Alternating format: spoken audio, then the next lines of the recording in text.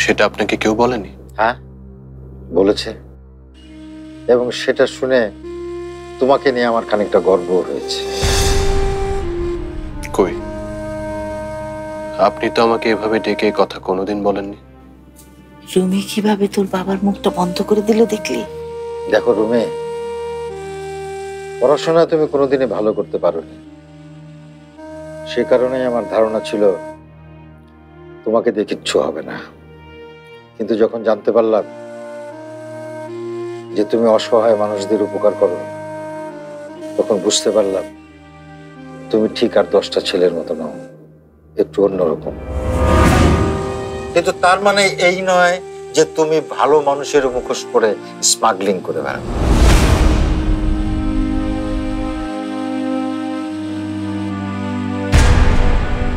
কথা বলছো না কেন? আমাদের পরিবারের মান সম্মান নষ্ট হয় এমন কাজ তুমি কি করে করলে? মানুষের ক্ষতি হয়েছে এমন কোনো কাজ আমি কোনোদিন করিনি বাবা। তাহলে মানুষজন তোমার নামে এই সমস্ত কথা কেন বলছে? যারা বলছে তারা হয়তোবা আমার সাথে কন্ট্রাক্টরিতে পেরে উঠে নেয় বলেই বলছে বাবা। যারা আমাকে এই সমস্ত কথা বলেছে তারা কেউ কন্ট্রাক্টরি করে না, সুতরাং মিথ্যা কথা বলার কোনো কারণ আমি এখানে দেখছি না। তোর বাবা আজ রাখছে না কেন?